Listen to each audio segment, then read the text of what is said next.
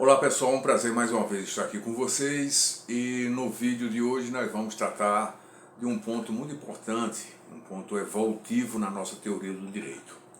No século XX ficou muito famosa aqui no Brasil a tese do direito alternativo, uma tese levantada por sociólogos, também por juristas práticos, que advogavam, defendiam justamente o quê? O chamado uso alternativo do direito, ou também uma outra perspectiva teórica que tratava justamente do quê? Do nascimento de direitos alternativos fora da produção estatal, ou seja, direitos que são criados, achados na rua, que não são previstos legalmente nos códigos, nas leis em geral. Chamava-se justamente o quê? O direito alternativo propriamente dito, criado, vamos dizer assim, por comunidades, criado por associações, criado em periferias, com um normativo que às vezes contrariava até o direito do Estado, e, claro, existindo à margem do Estado. Como também o chamado uso alternativo do direito, ao lado também do chamado positivismo de combate, que advogava justamente o quê?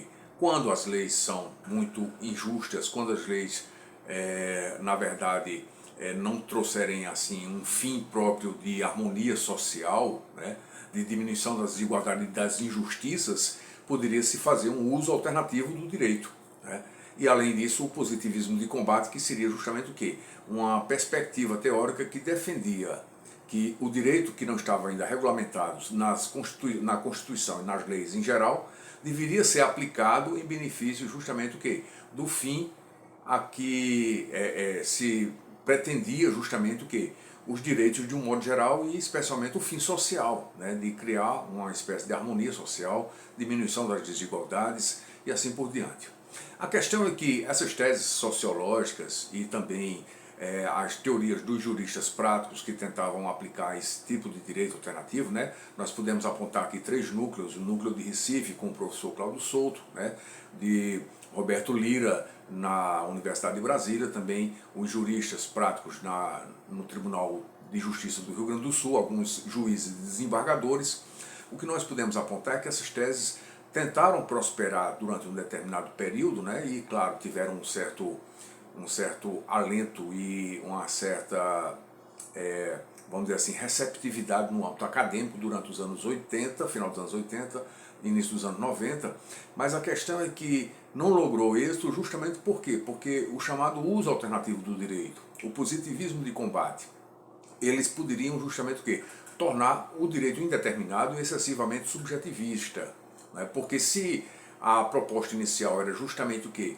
Combater o positivismo mais duro, mais frio, que impedia o direito de fazer justiça, no caso concreto, e diferenciava muito nitidamente e de modo rígido o que é direito e o que é justiça, as propostas dos chamados teóricos do direito alternativo poderiam justamente o quê? Criar indeterminações, criar excesso de subjetivismo. Por quê? Porque não haveria objetividade no direito. Então, diante de algum caso de casos concretos, poderia para cada caso existir direitos diversos de acordo com a visão de um aplicador do direito. Então o direito alternativo seria uma visão subjetiva de quem estivesse aplicando o direito.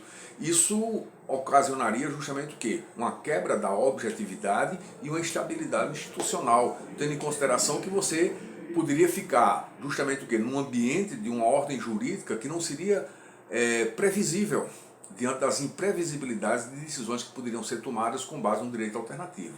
E a outra perspectiva do direito nascido, ou do direito achado na rua, que seriam regras criadas por pessoas à margem do direito, nós podemos dizer que ou estaríamos diante de situações em que haveria uma criação ilícita de regras, certo? Ou estaríamos diante daquilo que o próprio direito autoriza, como é o caso, especificamente o quê?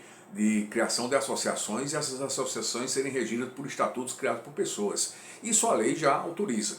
Mas aqueles que usam alternativamente regras jurídicas para não se amoldar à ordem jurídica, criando até, vamos dizer assim, estatutos ilícitos, com o toque de recolher em comunidades periféricas, etc., na verdade eles estão à margem do direito, estão, como diria Hans Kelsen, no campo da ilicitude.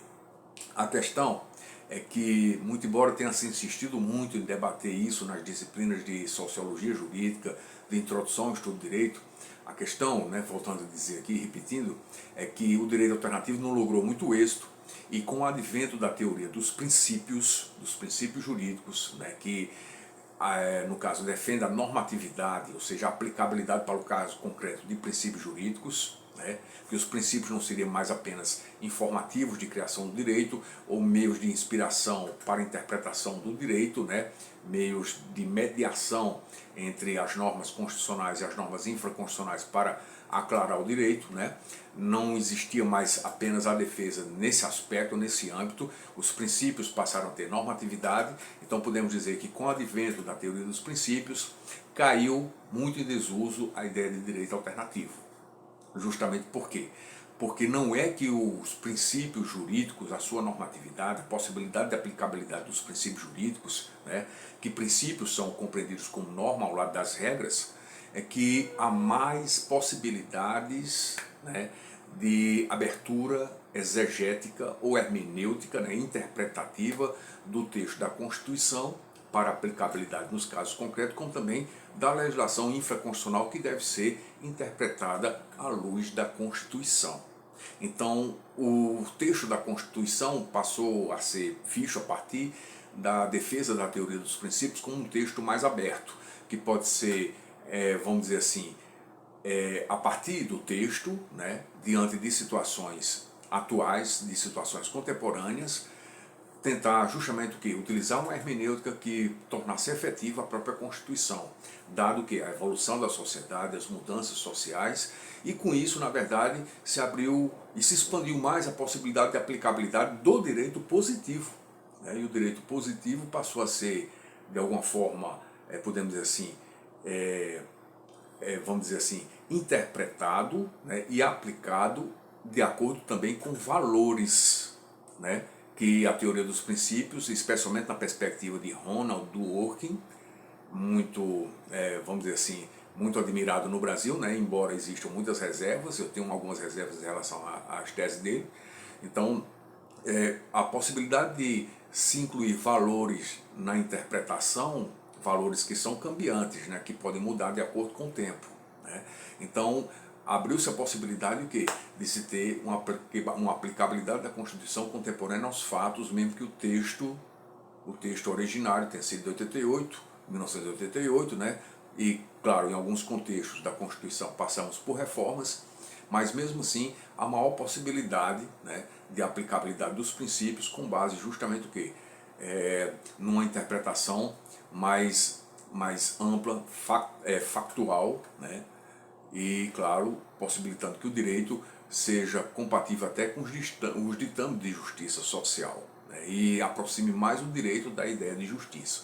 Então não há mais razão para hoje se falar em direito alternativo, justamente por quê? Porque o direito constitucional trouxe justamente para o debate amplo e a possibilidade de concretização, né, pragmática da teoria dos princípios, que, claro, com a possibilidade de normatividade e de aplicabilidade dos princípios, se tem mais aqui inúmeras outras possibilidades de aplicar o direito que não rompa com o sistema jurídico. Só que também a própria teoria dos princípios pode ocasionar indeterminações, como nós vimos, um dos efeitos que podemos dizer que está associado à admissão da teoria dos princípios, princípio como norma, né, é o fato de, por exemplo, o STF ter exacerbado, não só o STF, mas também o STJ, tribunais superiores e juízes, terem exacerbado na aplicabilidade do direito com base em teoria dos princípios, até substituindo outras funções de poder, que é o que se chama hoje de ativismo judicial. Então o ativismo judicial está muito associado também à admissão da teoria dos princípios. E isso também pode ocasionar, né, uma indeterminação e certo subjetivismo na aplicabilidade do direito. É importante que a gente reconheça o valor, né, e a evolução, o avanço da admissão da teoria dos princípios para a aplicabilidade do direito, sim, sem dúvida, mas que deve haver uma espécie de contenção para que o sistema jurídico não seja apenas, vamos dizer assim, resultado da opinião de juízes. Opinião todos têm, né? O importante é que a opinião seja abalizada, seja fundamentada numa ordem jurídica que pelo menos possibilite o quê? Maior previsibilidade e estabilidade para que nós possamos ter uma boa expectativa, né? E claro, obviamente, nós possamos nos sentir dentro de um sistema jurídico que ofereça segurança jurídica, expectativa normativa do que possa acontecer e não ficar a todo tempo na expectativa do que vai ser decidido por um tribunal superior e que possa ser elemento de surpresa e nos deixar assim perplexos. Então, esse é o nosso recado de hoje. Um abraço a todos e até lá.